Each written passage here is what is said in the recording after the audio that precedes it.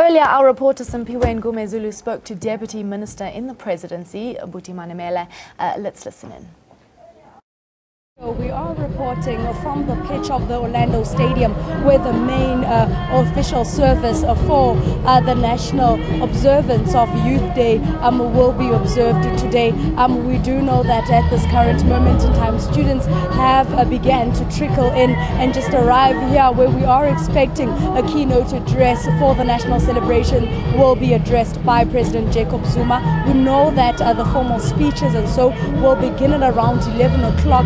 But the various national government officials are busy attending to various other festivities that will be taking place in various areas in and around Soweto. We know that there is a wreath laying happening in Orlando. Orlando is a very critical place, of course, for the June 16 celebrations, because we know that the students who were uprising against Bantu education were on their way to this very stadium in 1976 when they came into clashes with some of those police officials who met the students on that fateful day. Now I am joined by the Deputy Minister to the Presidency, that is Deputy Minister Buti Manamela, just to talk to us a little bit about the importance of this day and the importance of observing the June 16 celebration. So a good morning to you.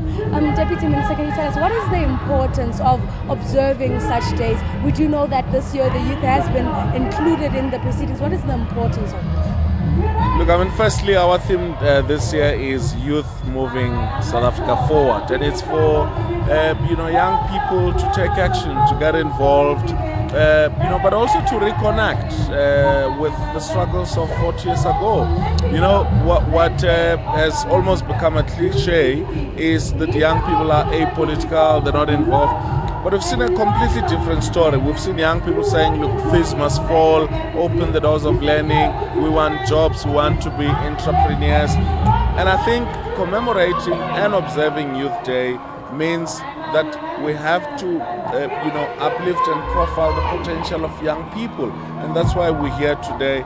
And we're not only doing it today, we're doing it throughout the whole year. The President's objective is to see each and every government department putting on top of the agenda youth development issues. And we're beginning to get that response, that it's not only about the National Youth Development Agency, it's about what a municipality in Lusikisiki or a province is doing in order to improve the quality of lives of young people.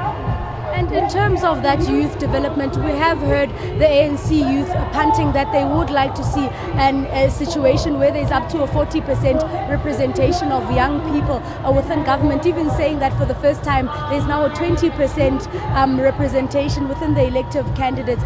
Do you feel that we are close enough to where we should be in terms of making sure that there is more youth represented within government?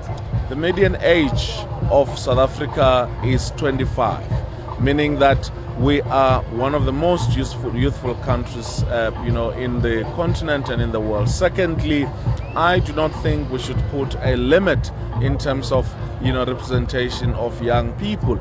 We have actually seen more and more youth leaders emerging, and would really want to see more under 35s represented in Parliament. For the last 20 years, in this term, we've seen more young people, more youth voices from across the political divides in Cape Town and also in the different provincial legislatures and in the executive. But we need to see more of those happening.